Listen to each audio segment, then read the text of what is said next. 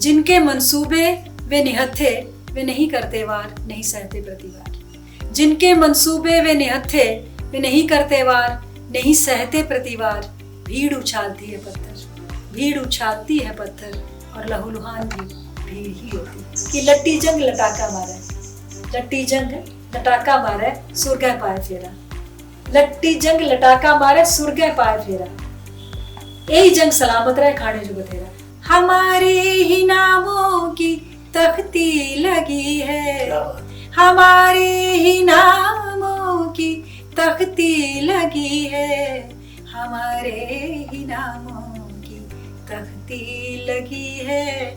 मगर घर नहीं है हमारे तुम्हारे, मगर घर नहीं है हमारे तुम्हारे। शब रोज चर्चे हमारे तुम्हारे, निभेंगे ये रिश्ते हमारे तुम्हारे। नमस्कार, आप देख रहे हैं समाचार फर्स्ट टू द पॉइंट। मैं हूं पंकज पंडित। आज हम आपको रूबरू करवाने जा रहे हैं उस शख्सियत से जिन्होंने साहित्य के क्षेत्र में अपना एक अलग मुकाम बनाया है, अपनी एक अलग पहचान बनाई है। न केवल प्रदेश बल्कि पूरे देश में उनकी लेखनी की एक अलग धार है। इस बार जो स्वतंत्रता दिवस समारोह हुआ है उसमें उन्हें हिमाचल गौरव पुरस्कार से भी नवाजा गया। जी हाँ, मैं बात करने जा रहा हूँ प्रोफेसर चंद्रिका टिटवाल जी की। सबसे पहले मैडम आपका स्वागत है समाचार पर। धन्यवाद और नमस्कार आपको भी और आपके सुनने वालों को भी। मैडम, सबसे पहले तो आपकी आवाज और आवाज के साथ कविता शुरुआत में चाहता हूँ। एक कविता या किसी नज़म के साथ आपकी खूबसूरत आवाज में हो, उसके बाद फिर हम बातचीत का सिलसिला शुरू करें। चलिए, कविता पढ़ना और गजल सुनाना तो मुझे हमेशा से अच्छा लगता रहा है। तो कविता का एक टुकड़ा कहने के बाद मैं एक गजल, छोटे बहर की गजल के दो एक शेर सुनाऊंगी। कविता है कि जिनके मंसूबे वे निहत्थे, जिनके मंसूबे वे निहत्थे वे नहीं करते वार, नहीं सहते प्रतिवार। जिनके मंसूबे वे निहत्थे वे नहीं करते वार, नहीं सहते प्रतिवार। भीड़ उछालती है पत्थर, भीड़ उछालती है पत्थर, और लहूलुहान भी भीड़ ही होती। और एक गजल के दो एक शेर पढ़ती हूँ, तनन्नुम में पढ़ती हूँ मैं। शबो रोज चर्चे हमारे तुम्हारे, शबो रोज चर्चे हमारे तुम्हारे, निभेंगे ये रिश्ते हमारे तुम्हारे। शबो रोज चर्चे हमारे तुम्हारे, हमें भी तो उनके कहे की भनक है, हमें भी तो उनके कहे की भनक है, हमें भी तो उनके कहे की भनक है। जो किस्से हैं गढ़ते हमारे तुम्हारे, जो किस्से हैं गढ़ते हमारे तुम्हारे। शबो रोज चर्चे हमारे तुम्हारे। सुना है कि मुंसिफ सयाना बहुत है, सुना है कि मुंसिफ सयाना बहुत है, सुना है कि मुंसिफ सयाना बहुत है। परखचे उड़ेंगे हमारे तुम्हारे, परखचे उड़ेंगे हमारे तुम्हारे। शबो रोज चर्चे हमारे तुम्हारे। पंकज जी, आखिरी शेर है, ये मुझे बहुत अच्छा लगता है। ये मैं कहूँगी मेरे मन के बहुत करीब है। हमारे ही नामों की तख्ती लगी है, हमारे ही नामों की तख्ती लगी है, हमारे ही नामों की तख्ती लगी है। मगर घर नहीं है हमारे तुम्हारे, मगर घर नहीं है हमारे तुम्हारे। शबो रोज चर्चे हमारे तुम्हारे, निभेंगे ये रिश्ते हमारे तुम्हारे। बहुत बहुत बढ़िया। आपकी आवाज सुनकर लगता है सुनते रहें, लेकिन शुरुआत करते हैं सबसे पहले कि आपका साहित्य का सफर एक अलग रास्ता है। आपने बतौर प्राध्यापक अपनी सेवाएं दी, शुरुआत कहाँ से हुई आपने और किस दौर में, उस दौर में आपने शुरुआत की है जिस दौर में महिलाओं की पढ़ाई, कई चीजें। सबसे पहले बचपन से शुरुआत करना चाहूँगा, कहाँ से? चलिए, आपने बचपन से शुरुआत करने की बात कही तो मैं अपने बाबूजी का नाम लूँगी। मेरे बाबूजी पढ़े लिखे थे, भाषाओं में बड़ा अधिकार था, नौकरी करते थे। हिंदी उर्दू सब पे बराबर का अधिकार था उनका, अंग्रेजी पे भी। और पंकज, जो थोड़ी बहुत उर्दू के शब्द मैं सीख सकी हूँ। एक मिनट बता दूं, मैं दर्शकों को बता दूं कि ये मेरे भी टीचर रहे हैं, मुझे भी कॉलेज के दौर में इन्होंने पढ़ाया है। ये हमारे लिए बड़े गौरव की बात है कि आप जैसे लोगों ने हमारा मार्गदर्शन किया है। जी कंटिन्यू। मेरे लिए भी गौरव की बात है कि पंकज जैसा विद्यार्थी मेरा विद्यार्थी रहा, हमारा विद्यार्थी रहा। मेरे हस्बैंड भी वहाँ प्रोफेसर थे इकोनॉमिक्स के। तो मेरे बाबूजी से मैंने, मतलब वो पढ़ते लिखते बहुत थे। देखो, उस जमाने में हमारे यहाँ मैगजीन आती थी, बम्बई से एक दी कॉल डिवाइन, वो अपनी धार्मिक पत्रिका लेते थे। और जब हम लोग कॉलेज में पढ़ने लगे तो उन्होंने हमारे लिए ये धर्मयुग, साप्ताहिक, हिंदुस्तान और सारिका जैसी पत्रिकाएं लगवाई। हमारे घर में पत्रिकाएं आती थी, पढ़ने का शौक था।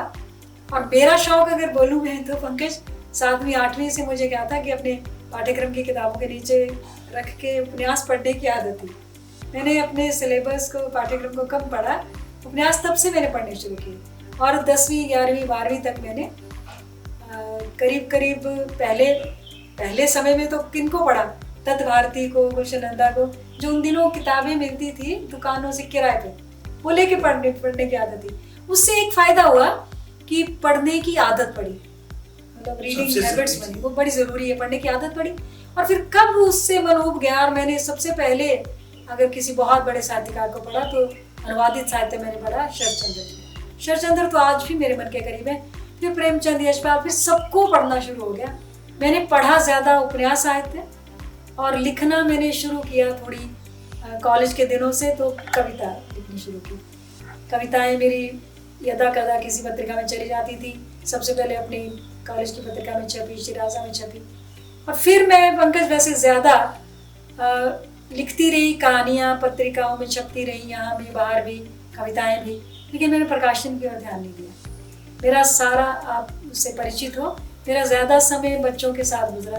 मैं चाहे ढलियारा में थी, चाहे सरका घाट में थी, चाहे धर्मशाला में थी, मैं हमेशा सांस्कृतिक गतिविधियों की प्रभारी रही, इनसे जुड़ी रही। और मेरा सबसे अच्छी चीज़ मुझे अगर लगती है आज भी, तो अपने अध्यापकों के सहयोग से या उनको सहयोग देते हुए जो विद्यार्थियों को जो मैंने मंच दिया, वो मेरी सबसे बड़ी उपलब्धि मुझे लगती है। और पीछे मैंने ऐसे बात कही, मैंने कहा कि मैंने 63 वर्ष की उम्र में मेरी पहली किताब लिखा तो मैंने बहुत पहले से था। उस समय मेरी पहली किताब पहाड़ी की किताब है, अखर अखर जुगनू, जिस पर अकादमी ने सम्मान दिया मुझे। फिर मेरी ज़रूरत पर सुविधा किताब निकली। फिर साल दर साल ये सिलसिला चला। मेरे उपन्यास आज ही मुझे मेरा उपन्यास समय मेरे अनुरूप को इतना चर्चित हुआ था। आज के ज़माने में जब लोग किताब नहीं पढ़ते पंकज, और नेट का ज़माना है, आज ही मुझे अंतिका के प्रकाशक गौरीनाथ, मेरे प्रकाशक, पहले प्रकाशक और बहुत बड़ा अच्छा प्रकाशन संस्थान है वो, बयान की पत्रिका भी है, उन्होंने मुझे बोला कि आपके उपन्यास का मैं दूसरा संस्करण छापूँ। आज के समय में किसी किताब का दूसरा संस्करण छपना भी अपने आप में उपलब्धि है। बिल्कुल। इन पुरस्कारों से भी बड़ी उपलब्धि है। इसका मतलब किताब पढ़ी जा रही है। और उसके बाद निरंतर मुझे लगता है कि मैंने काम किया। हालांकि मैं आपको एक बात बताऊं, व्यक्तिगत बात है कि अवकाश प्राप्ति के बाद एक मेरा बहुत खराब सा दुर्घटना भी मेरे साथ घटी। गाड़ी में हमारा एक्सीडेंट हुआ और उसमें मुझे 2 साल लगे उससे उभरने में। मेरी आंख के चारों तरफ बहुत ही नुकसान हो गया था, विजन बचा रहा। प्लास्टिक सर्जरी से उन्होंने वो सब कुछ आंख बनाई एक तरह से। लेकिन उस दौरान भी मैं यदा कदा लिखती रही, लेकिन जो प्रकाशन का काम किया बाद में किया। लेकिन इस समय तक 11-12 किताबें मेरी आ गई हैं और मुझे अच्छा लगता है कि यहाँ तो है हिमाचल में, तो मुझे नहीं लगता कि हिमाचल ने कोई कमी रखी। अकादमी ने मुझे पुरस्कृत किया, स्टेट ने, गवर्नमेंट ने कर किया, मतलब जो सर्वोच्च सम्मान थे वो दोनों तरफ से मिले। और वैसे भी मुझे अकादमी से हमेशा सम्मान या प्रोत्साहन मिलता रहा। मैं बहुत प्रभावित हूँ, बल्कि जो इस समय जो सचिव है उनसे तो मैं बहुत ही प्रभावित हूँ। वो पढ़ने वाले हैं, राकेश कंवर विशेष रूप से वो किताबें पढ़ते हैं। उन्होंने मेरी किताबों पे मतलब बात भी की है और उनकी समीक्षा भी की है, लिख के भेजा भी है। तो ऐसा माहौल मुझे हिमाचल में भी मिला, लेकिन बाहर बहुत अच्छी स्वीकृति मिली मेरी किताबों को। तो ये मेरे लिए सफ़र है मेरा हल्का सा, बहुत काम करते हैं लोग तो, लेकिन मुझे अच्छा लगता है कि मैं कर पाई। सबसे बड़ी बात की एक तो वर्तमान में सबसे बड़ी चुनौती हम मानते थे कि आपके दौर में महिलाओं के लिए बहुत चुनौती होती थी, वो चाहे बाहर निकलना है, वो चाहे नौकरी करना है, वो चाहे साहित्य में। तो आपका कैसा अनुभव रहा? वो अनुभव पहले तो ये रहा कि मेरे बाबूजी को तो बहुत ही शौक था। मुझसे जो 17 साल बड़ी मेरी बहन है, उनको भी उन्होंने जेबीटी करवाई थी। उनको दिनों जेबीटी नहीं होती थी, कुछ जेबी कुछ और नाम होता था। वो भी अध्यापक रहे। उनकी शादी फिर नासिक थे मेरे जिया जी, तो वो छोड़नी पड़ी उन्हें नौकरी। दूसरी बहन भी नौकरी करती रही, तीसरी बहन को भी उन्होंने एमए करा। उनको ये पता, मतलब ये उनका मन था कि मेरी बेटियां पढ़ें लिखें और नौकरी करें। ये मेरे पिताजी का विजन था। मेरी माँ को ज्यादा नहीं था, मैं सब ज्यादा पढ़ती थी, जैसे एमफिल कर रही हूँ तो बोलते हो तो क्या, तू नौकरी तो कर रही है, क्यों कर रही है। लेकिन मेरे बाबूजी को शौक था और मुझे कोई ऐसी चीज आई नहीं। हमारे घर में मुझे लगता बहुत ही अच्छा माहौल था पंकज। मैंने अपने बाबूजी को, अपनी माँ को से कभी ऊंचा बोलते नहीं देखा, सच्ची बताऊं। कभी खाने पे, किसी चीज पे उनकी कभी नाराजगी मैंने देखी नहीं। मैंने उत्पीड़न नहीं देखा अपने घर में, लेकिन बाहर तो देखा ना, और उस पर मैंने लिखा। और जहाँ तक साहित्य के क्षेत्र में है, शुरू में मुझे लगा कि थोड़ी बहुत तो चीज़ चलती है कि ये जो स्थापित जो लोग होते हैं, वो महिलाओं को थोड़ा सा तो मतलब आदत नहीं होती कि उनको अध्यक्ष रूप में देख सकें या अपने ऊपर देख सकें। लेकिन धीरे धीरे ये चीज़ भी नहीं रही। मुझे अपने जो मेरे अध्यापक साहित्यकार रहे, जो मेरे मुझसे वरिष्ठ साहित्यकार रहे, उनका भी स्नेह मिला और मुझे अपने से छोटे लोगों का भी स्नेह मिला। एक चीज़ ये भी रही पंकज कि मैं किसी फोरम पे नहीं हूँ, मैं फेसबुक पे नहीं हूँ, व्हाट्सएप पे नहीं हूँ, इसलिए मेरे से लोगों के कोई झगड़े वगड़े नहीं होते। आजकल सोशल मीडिया सबसे बड़ा है। आजकल जो होता है कि एक बात कही जा रही है, उसका जवाब दिया जा रहा, तो मेरे लिए ये दिक्कत आई नहीं। और ये मैंने इसलिए नहीं किया कि समय नहीं बचता, फिर ये करो तो अपने लिए समय नहीं बचता फिर, और लिखने के लिए समय बहुत चाहिए होता है। मैंने इतने थोड़े से समय में 3 कहानी संग्रह आए मेरे, एक कविता की किताब आई, 2 कविता की किताबें आई, 3 लोक संस्कृति पे मेरी किताबें आई, 2 उपन्यास आए। तो इतना लिखने के लिए समय तो चाहिए। तो स्थानीय भाषा जो हम अक्सर बात करते हैं, हम हालांकि पहाड़ी को भाषा अभी तक मान्यता प्राप्त नहीं है, हिमाचली भाषा कोई भी माने, लेकिन निश्चित तौर पे आपने कांगड़ी साहित्य में काम किया है। तो कोई छोटी सी कोई आपको याद हो कोई? मैं एक बात ये बताना चाहूँगी कि हिमाचली जो साहित्य है, जो पहाड़ी, इसके लिए हमारे जो वरिष्ठ साहित्यकार हैं, उन लोगों ने बहुत काम किया, बहुत मेहनत की। उसमें डॉक्टर व्यतीत है, डॉक्टर प्रत्यूष भी हैं और दूसरे इलाकों के लोग भी हैं, लेकिन मुझे अपने आसपास के लोगों का पता है। उन्होंने बड़ी कोशिश की पहाड़ी को स्थापित करने की, और मैंने भी हिमाचली भाषा में लिखा है। और बल्कि मैं आपको बताऊं कि मेरा अखर अखर जुगनू पहला संग्रह तो हिमाचली भाषा का ही था, और अकादमी का सम्मान इसी किताब को मिला, अखर अखर जुगनू का। और इसमें इस अखर अखर जुगनू में एक चीज़ है कि कुछ स्वच्छंद कविताएं भी हैं और स्त्री विमर्श भी है मेरी कविताओं में, और कुछ गीत भी हैं, कुछ गज़लें भी हैं।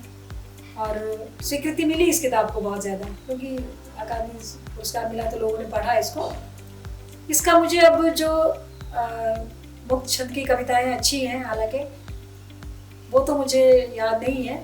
उसका एक टुकड़ा मैं आपको अपनी हिंदी की कविता का सुनाती हूँ, जिससे जाहिर होगा कि लिखना मेरे लिए क्या है। वो ये पंक्तियां हैं पंकज की: लिखना मेरे लिए अक्षर अक्षर जुगनू बटोरना, लिखना मेरे लिए अक्षर अक्षर जुगनू बटोरना, और सूरज के समकक्ष खड़े होने का हौसला पाना। तो लिखना ये है मेरे लिए, मुझे लगता है एक अपने आप को स्थापित कर सकती है। और मेरे ओवरऑल सारे साहित्य में स्त्री दृष्टिकोण तो है ही है। ये नहीं है कि मैं विशेष रूप से स्त्री, लेकिन मैंने देखा है, लोक साहित्य में भी काम किया है पंकज, तो भी मैंने महसूस किया कि अब 4थी किताब हमारी आ रही है, तो हम वो साझा प्रयास है हमारा, उसमें डॉक्टर जन्मेजय मेरे साथ जुड़े हैं। बल्कि मैं उनको श्रेय देती हूँ, उन्होंने ही मुझे कहा कि इस पे इन किताबों को हम लिखेंगे। मुझे तो लगता था मैं तो हिंदी की लेखिका हूँ, ऐसे होता ना दिमाग में। बिल्कुल। और जब उन्होंने कहा कि नहीं, मैं स्वरांकन करूँगा और आप गीत को, मतलब जैसे आप गाती भी हैं तो आपको पता है कि स्त्री हैं, आप तो जानती हैं, और भावार्थ आप लिखेंगी, उसका आलेख उस पर आप लिखेंगी। जब मैंने ये काम करना शुरू किया तो मुझे बहुत अच्छा लगा पंकज। मुझे लगा ये तो मेरे अंदर था, अपनी माँ से, अपनी बहनों से मैंने बहुत सुना था मेरी माँ, मतलब मेरी माँ से भी और अपनी बहनों से भी, एक बहन तो मेरी यहाँ नज़दीक रहती है बिना, उससे तो अब भी हम हमेशा चर्चा करते रहते हैं, ये गीत वैसा, दूसरा गीत वैसा। तो मुझे लगा ये तो मेरे अंदर था। और मेरी जहाँ शादी हुई उस गांव में भी गीतों की बहुत समृद्ध परंपरा रही। मैंने उन लोगों के बीच बैठ के गाए भी, तो उससे मेरा एक मतलब स्नेह भी बड़ा प्रगाढ़ हुआ। सबको अच्छा लगा कि मैं उनके बीच बैठ के गाती हूँ, किसी चाची लगती हूँ, किसी भाभी लगती हूँ, तो सबको अच्छा लगा। और मैंने वहाँ भी कुछ नए गीत सीखे। तो अब जो चौथी हमारी, पहले हमने जन्म गीतों पे लिखी किताब, फिर दूसरी किताब थी विरह व्यंग के गीतों पे, फिर तीसरी किताब थी विवाह संस्कार गीतों पे। अब हम लोक गाथाओं पे लिख रहे हैं। लोक गाथाओं में हम सहयोग भी लेंगे, और इसमें वर्षा कटोच का विशेष रूप से सहयोग देने वाले हम लोग, क्योंकि गाथाओं को विशेष रूप से बहुत ज्यादा ऊंचाई पे ले गई तो वर्षा ले गई। निश्चित तौर पे किसी भी समाज का साहित्य जो है वो जितना संपन्न होगा वो समाज उतना संपन्न होगा। मैं आपको बताऊं, और कांगड़ी साहित्य तो अपने आप में बहुत मजबूत है। मैं आपको बताने लगी हूँ कि लोक साहित्य इतना जरूरी है। देखिए सारी संभावना इसमें है। एक हमारी बहुत अच्छी पंक्ति है कि प्रतिभा के लिए परंपरा की समझ जरूरी है ना। मैं तो आज के इस भाषा में लिख रही थी, है ना। प्रतिभा के लिए परंपरा की समझ जरूरी है, और परंपरा आपको अपने कहाँ मिलती है? आपको अपने लोक साहित्य में मिलती है। और मैंने पंकज महसूस किया कि लोक साहित्य में तो इतनी बड़ी बड़ी चीजें, इस तरह का विश्लेषण कम हुआ। लिखा बहुत क्या लोक साहित्य में, संकलन बहुत हुए, लेकिन स्त्री एंगल से या दूसरे एंगल से लिखा कम गया। जैसे अब हम गाथाओं पे लिख रहे हैं, जैसे धोबन को तो घर घर पहुंचा दिया वर्षा ने, ऐसे और भी गाथाएं उन्होंने गाई हैं, उनसे हम सहयोग लेंगे। तो उसमें तो मैं लिख रही हूँ, मैं देख रही हूँ कि स्त्री पीड़ित हुई है। स्त्री विमर्श के सारे कोण उसमें दिखते हैं। आज जिन स्त्री विमर्श पे, जिन प्रश्नों पे हम विमर्श करते हैं, संगोष्ठियां करते हैं, वो हमारे लोक साहित्य में मिलता है। देखिए जिस समय धोबन के साथ ज्यादती हुई, जिस समय कुल की जो राणा परिवार की बहू थी उसके साथ ज्यादती हुई, जिस समय गद्दर के साथ ज्यादती हुई, उसी समय ज्यादती के समय ही उस समय के लोक रचनाकारों ने उन कहानियों को, उन गाथाओं को शब्दबद्ध कर दिया, गेय रूप में दे दिया, तो संप्रेषित हुई। वो उस समय तो गेय रूप की, गेयता की वजह से वो संप्रेषित हुई। तो उस समय इस चेतना थी लोग में, और वो निशब्द क्रांतियां हैं। मैं सच बताऊं, धोबन में क्या है, क्रांति है एक। उसमें वो बेशक धोबन मारी गई, मैं उसके में आलेख लिखती हूँ तो मैं आखिर में उसमें ये लिखती हूँ कि देखिए इसमें क्या है, एक स्त्री मारी गई है ना, उसकी हत्या हो गई, दूसरी उसकी हत्या करके हत्यारीन हो गई, और जिसने ये सब किया, जो वजह है इसकी, वो राजा युगों जी है। उस पर कोई आक्षेप नहीं आया, कहीं कोई दिक्कत नहीं आई, कोई मुश्किल नहीं आई। और ज्यादातर हमारी ये जो लोग गाथाएं हैं, मैंने देखा इनमें जनजातीय स्त्रियां और दलित स्त्रियां ज्यादा पीड़ित हुई हैं। तो लोक साहित्य में तो कमाल है। मैं एक छोटा सा उदाहरण देके मैं एक टुकड़ा सुनाती भी हूँ आपको। जैसे देखिए आजकल बहुत बात करते हैं हम प्रकृति के संरक्षण की और इसकी। देखिए एक हमारा गीत है पंकज, बड़ दीपक बड़ लोई ना बड़, तेरी या लोई कौन कौन बैठी, है ना। मतलब उसमें बोला जा रहा है दीपक, पहली बात है कि मानवीकरण अलंकार है इसमें, जो हम मानते हैं कि पर्सोनिफिकेशन तो या तो वर्ड्सवर्थ में थी या कालिदास में थी, जो हमारे लोक साहित्य में भी है ना, पर्सोनिफिकेशन है, मानवीकरण है। दीपक को संबोधित करके मनुष्य मानते हुए उससे बात की जा रही है संवादों में हमारे गीत, कि दीपक तू जल प्रज्वलित हो और तू बता कि तेरे आलोक में, तेरे प्रभा मंडल में कौन कौन बैठा है ना। तो देखिए सबसे पहले लोक चेतना को देखो पंकज, कि वो बोलते हैं सबसे पहले जवाब है कि तेरी आलोई सूरज चंद्र बैठे। यहाँ तो हम वेदों से जुड़ जाते हैं, हमारा लोक साहित्य वैदिक साहित्य से जुड़ जाता है। वेदों में ऋचाएं हैं, और ये ऋचाएं हमारे प्राकृतिक संसाधनों पर है, सूर्य पे, अग्नि पे, देव पे, उस पे। तो वो भी सूरज चंद्र को सबसे पहले आमंत्रित कर रहे हैं। फिर बोल रहे हैं ब्रह्मा विष्णु बैठे, देवता उनकी दृष्टि में दूसरे नंबर पे है, और तीसरे नंबर पे बोल रहे हैं दई दे बाबा बैठे, बेटी के बाबा बैठे, मामा बैठे, चाचा बैठे। तो लोक चेतना में कितनी बड़ी बात है कि प्रकृति पहले स्थान पे है, देवता दूसरे स्थान पे है, हम मनुष्य तीसरे स्थान पे। और आज तो मुझे लगता है पंकज देवता पहले स्थान पे हो गए हैं और प्रकृति हम दूसरे पे हो गए, या हम मुझे लगता है मनुष्य पहले पे हो गए, देवता दूसरे पे और प्रकृति तो तीसरे पे चली गई। याद आ रही है जिस तरह से दौर चला है, तो आजकल तो हर आदमी प्रकृति की बात कर रहा है, प्रकृति की बात तो कर रहे हैं, लेकिन हमने सीखा नहीं। वैसे मुझे लगता है कि प्रकृति खुद ही सिखा रही है। जो हालात इस समय बने हैं, आज हल्की सी बारिश हर आदमी के पेशानी में कहीं ना कहीं चिंता की लकीरें बढ़ा दे रहा है। आप विकास कर रहे हैं ना, तो विकास का चेहरा जो है ना वो मानवीय होना चाहिए, वो नहीं हम कर पाए। आप कह रहे थे पहाड़ी की, तुम्हें एक पहाड़ी का एक गीत की कुछ पंक्तियां सुना क्या? वो मुझे याद रह गया है तो मैं बताती हूँ। बोल क बोलनी बोलना जी दो जी खड़ी दो घड़ी जीना, बोल क बोलनी बोलना जी खड़ी दो घड़ी जीना, बुरे दा बुरानी खोलना जी घड़ी दो घड़ी जीना, पाए पखेरुआ आलड़े जी पावा चख हनेरा, पाए पखेरुआ आलड़े जी पावा चख हनेरा, कै छड़ कोयल कूकना जी घड़ी दो घड़ी जीना।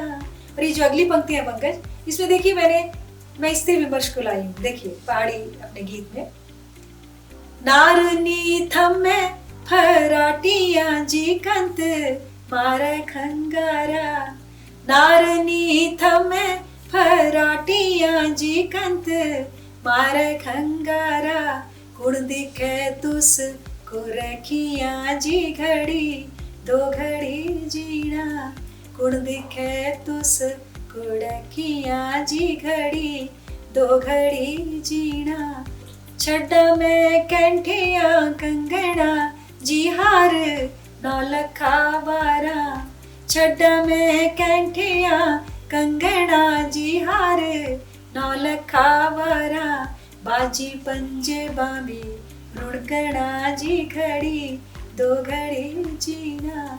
देखिए इन पंक्तियों में पंकज मैं खास तौर पे ये कहना चाहती हूँ कि औरत को अपने बाहरी जो अपना जो स्वरूप है ना, ठीक है आप अच्छे दिखो, दूसरों को अच्छे दिखो, ये जरूरी है, लेकिन उस पर ज्यादा नहीं ध्यान देना चाहिए। आप अपनी भीतर की चेतना को जगाओ। यहाँ स्त्री ये कह रही है कि मैं ये कैंठे कंगन नौलखा हार भी वारती हूँ, मैं बिना पंजेबों के भी रोड़क लूंगी, नाच लूंगी, नृत्य कर लूंगी। मतलब आपको अपनी भीतरी जो आपकी प्रतिभा है या भीतरी जो ललक है जीने की, जो उत्साह है, उसके साथ जीना, ये मैं इसमें कहना चाहती हूँ। तो अब आखिरी पड़ाव की ओर मैं करता हूँ कि वर्तमान दौर में जिस तरह से सोशल मीडिया का दौर है, एआई का दौर है, और धीरे धीरे हम देखते हैं कि लोगों में जो है वो पढ़ने की क्षमता कम होती जा रही है और विजुअल जो है वो ज़्यादा प्रभावी होता जा रहा है।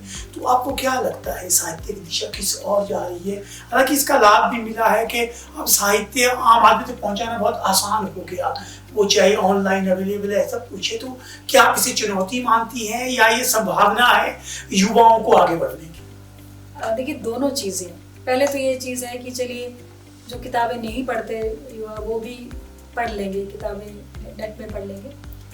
लेकिन मैं क्या सोचती हूँ, मुझे क्या लगता है, ये जो विजुअल का ज़्यादा असर आ गया है, इसमें मैं ऐसा मानती हूँ कि धीरे धीरे पंकज आपका जो बौद्धिक क्षमता है ना वो घटेगी। विजुअल में क्या होता है कि आपको चीज़ें आसान हो जाती हैं, प्रभाव आसान पड़ता है, आप चीज़ों को देख रहे हैं, वो उसके पीछे का उसे एक संगीत भी आ रहा है।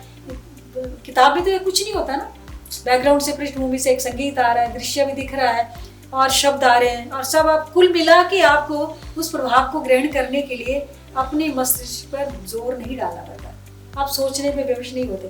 किताब आपको सोचने नहीं करता, दिमाग आराम से चलता है। बच्चों को चीजें ऐसी लगता है कि आसानी से समझ लेते हैं, उनको शब्द याद रहे ना रहे, वो दृश्य याद रह जाता है, वो संगीत की वजह से चीज याद रह जाती है। अब किताब जो है ना, किताब आपको सोचने में विवश करती है, और आप किताब को आपको कोई चीज़ अच्छी लग जाती है, आप फिर पन्ना पलट लेते हो, है ना। मुझे कुछ किताब, और आज भी किताबें पढ़ते हैं लोग, एक साहित्य जगत है जिसे पढ़ते हैं कई लोग। मुझे जैसे जो बहुत अच्छे पाठक होते हैं उनकी प्रतिक्रिया मिलती है, तो कई बार वो होते हैं कि हम पन्ना उल्टा लेते हैं या पंक्ति के अंदर नीचे उसको रेखांकित कर देते हैं, तो फिर पढ़ते हैं, तो दूसरी सुविधा उसमें दूसरे तरीके से ये सुविधा नहीं होती। मेरे साथ एक बात बताना चाहूँगी पंकज, बहुत अच्छी हुई। जो मेरा प्रकाशक थे अंतिका के गौरीनाथ, वो बया के संपादक भी हैं, वो संपादक भी है पत्रिका के, जो देश भर में जाती है। तो उन्होंने मेरा जो पहला उपन्यास था समय मेरे अनुरूप हुआ, जो देश भर में बड़ा चर्चा में आया, उसकी डॉक्यूमेंटेशन हुई है, किताब निकाली बहुत बड़े आलोचक ने। 21वीं सदी का दूसरा दशक और हिंदी उपन्यास, उसमें देश भर के 17 उपन्यास संकलित हुए, उसमें मेरे उपन्यास की समीक्षा भी छपी। मतलब डॉक्यूमेंटेशन होने की बात है। दूसरा उपन्यास है आग, उसमें पिछले दिनों मेरे पास 12 सवाल आए, 12 प्रश्न आए जो आत्मरंजन ने किए, और उनके अधीन, उनके अंतर्गत मुझे अपना दूसरा उपन्यास आग उसकी चर्चा करनी थी, उसको खोलना था। ये परिकथा पत्रिका ने किया, और उनका भी मुझे ये फोन आया है कि वो भी ये जो 17-18 उपन्यासों की परिचर्चाएं हो गई है वो भी किताब में चाहते हैं। तो डॉक्यूमेंटेशन हो रही है, लोग पढ़ते हैं, ऐसी नहीं बात है। और मैं जो बता रही थी कि बया में मेरे संपादक ने क्या किया कि मेरा उपन्यास किताब के रूप में छपने से पहले उसका अंक में छाप दिया, जिससे पत्रिका तो ज्यादा जाती है ना। तो मुझे देश भर से अपने पहले ही उपन्यास के लिए बहुत अच्छी प्रतिक्रिया मिली, और ये इसमें मैं ये भी मानती हूँ मुझे सहयोग मिला प्रकाशक का। मैं ये कह रही हूँ चुनौती भी है ये सोशल मीडिया और सहूलियत भी है, लेकिन ये आदमी की अपनी बुद्धि के हिसाब से देखना है कि वो इसे अपने फायदे में ले रहा है, सहूलियत के रूप में ले रहा है, फायदे में ले रहा है, या वो इसका गुलाम होता जा रहा है। हम इसमें हमारी, और ये जो आर्टिफिशियल इंटेलिजेंस की बात आप कर रहे हो, मैंने देखा इसमें लोगों ने, जैसे कुछ लोग मेरे पास बैठे, चलो जी मेरा नाम डाला, हाँ इनकी वो बना के दे दीजिए आप, क्योंकि मैं विकिपीडिया में भी बड़ी जगह हूँ, तो वो आ गया मेरा बन के। तो मुझे लगा कि अगर मुझे लिखना होता तो मैं इससे अलग लिखती, मैं कुछ अलग तरह का लिखती। तो मुझे नहीं लगता कि मुकाबला हो सकता है। आदमी की मौलिक प्रतिभा से किसी भी कृत्रिम चीज का मुकाबला नहीं हो सकता, नहीं, मेरे हिसाब से नहीं हो सकता। तो आखिर में मैं सबसे मेन बात की आपका लगभग 6 दशक का आपका अनुभव है साहित्य में, आपका अब युवाओं के लिए क्या संदेश रहेगा जो युवा साहित्य की ओर रुचि रखते हैं या जो साहित्य से विमुख हैं, दोनों वर्ग हैं, उनके लिए क्या आपका इस बारे में संदेश? एक बात मैं ये कहना चाहूंगी कि आप पढ़िए जरूर। पढ़ने से आप थोड़ा सा हमेशा जिस जगह आप आज हो ना उससे एक कदम आगे बढ़ते हो। पढ़ना बहुत जरूरी है। मुझे लगता है जिन्होंने जिंदगी में एक भी किताब नहीं पढ़ी है, कुछ नहीं पढ़ा है, कुछ ना कुछ कमी तो उनके चित्र में रहती है। पढ़ना बहुत जरूरी है, एक मैं ऐसा मान के चलती हूँ सबके लिए। और जो साहित्य के विद्यार्थी हैं, जो साहित्य में जिनकी रुचि है, उनके लिए तो खास तौर पर मैं कहूँगी कि पहले पढ़ें। वो पढ़ने से 2 चीजें आती हैं। मेरी पंकज, देश भर मुझे अच्छा लगता है, मेरी भाषा की बहुत चर्चा होती है कि बहुत अच्छी भाषा। मुझे लगता है मेरे पास होगा कोई अपने आप से भी कुछ योग्यता होगी, रही होगी, लेकिन मैंने पढ़ा बहुत, बड़ा अच्छा साहित्य पढ़ा, तो अपने आप से अनाम तरीके से मेरी भाषा बनती चली गई होगी। और मैंने लिखा बड़ी देर से। आजकल जो सबसे ज्यादा बड़ी बात मैं युवाओं को कहना चाहूंगी, जो लिखने वाले हैं, एक तो पढ़ें ज्यादा, दूसरी बात कि ये जो सोशल मीडिया में आज लिखा वो कविता सोशल मीडिया में डाल दी, उसको आप लाइक्स मिल गए और आपने सोचा कविता फाइनल होगी, ये चीज नहीं है, ये नहीं बनती। आप कॉपी पे लिखिए, एक ड्राफ्ट नहीं कई ड्राफ्ट बनाइए, बार बार पढ़िए। मुझे मेरे संपादक ने ये कहा था कि आप लिख लेती हैं तो 1 महीने बाद दूसरी बार पढ़िए उसको, आप खुद ही उसकी आलोचक समीक्षक हो जाती हैं। तो ये करना जरूरी है। सोशल मीडिया में बहुत जल्दी अपनी चीजों को डाल देने का लालच थोड़ा कम करके पढ़ना ज्यादा है और लिखे हुए को दोहराना ज्यादा जरूरी है। और पढ़ना बहुत जरूरी है पंकज। कितनी चीजें मिलती हैं, कितने हमारे आजकल बहुत विद्यार्थी या युवा लोग जो हैं वो गलत व्यसनों में भी जा रहे हैं, डिप्रेशन में भी जा रहे हैं। तो मैं एक बात बताऊं, मैं बोलती हूँ कि हमारे लोक साहित्य में भी, हमारे साहित्य में इतनी बड़ी मुक्ता है जो आपको समय समय पर जो आपको प्रेरित करेंगे, आपको डिप्रेशन से, उदासीनता से या गलत तरफ जाने से रोकेंगे। मैं आपको लोक साहित्य का एक उदाहरण देती हूँ। जैसे कोई हमारा युवा या कोई भी व्यक्ति अपंग हो जाता है और दुखी हो जाता है और पीड़ित हो जाता है, तो देखिए कितनी प्यारी मतलब पंक्तियां लोक साहित्य में है। मैं ये भी इकट्ठी कर रही हूँ जो हमारी लोकोक्ति है। लोकोक्ति है ये देखो पंकज कि लट्टी जंग लटाका मारे, लट्टी जंग लटाका मारे सुरगै पाए फेरा, लट्टी जंग लटाका मारे सुरगै पाए फेरा, यही जंग सलामत रहे खाने जो बथेरा। मतलब वो कह रहा है कि ये टांग मुश्किल से चलती है, लटाका मार के चलती है, लेकिन फिर भी स्वर्ग तक वो आती है, चल लेता हूँ मैं। तो कहने का मतलब ये है कि वो ये कहा जा रहा है कि आप में कोई अपंगता भी है, कोई कमी भी है, आप तब भी गुजारा कर सकते हो, आप जी सकते हो।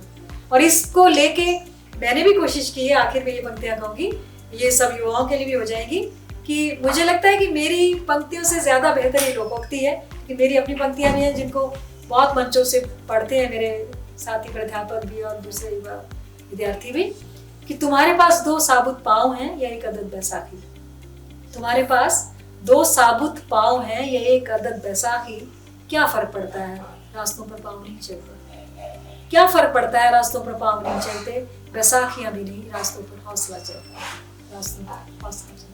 तो यही मैं कहना चाहती थी। धन्यवाद मैम, आपके साथ इतनी खूबसूरत हमने बातचीत की और एक बार फिर से आपको हिमाचल गौरव पुरस्कार के लिए शुभकामनाएं। और हमारी यही कामना है कि इसी तरह से आप लिखती रहें, साहित्य को और समृद्ध करती रहें। और मैं आपका भी आभार व्यक्त करती हूँ, देखने वालों सुनने वालों का भी, आपके चैनल का भी, और मैंने अकादमी का आभार व्यक्त किया पहले, मैं हिमाचल सरकार का भी आभार व्यक्त करना चाहूँगी। उन्होंने मुझे सर्वोच्च सम्मान दिया, इसके लिए उनकी भी आभारी हूँ। और पंकज की बहुत आभारी कि उन्होंने मुझे अवसर दिया कि मैं संबोधित हो सकी, बोल सकी, अपनी बात रख सकी। जी बहुत बहुत धन्यवाद।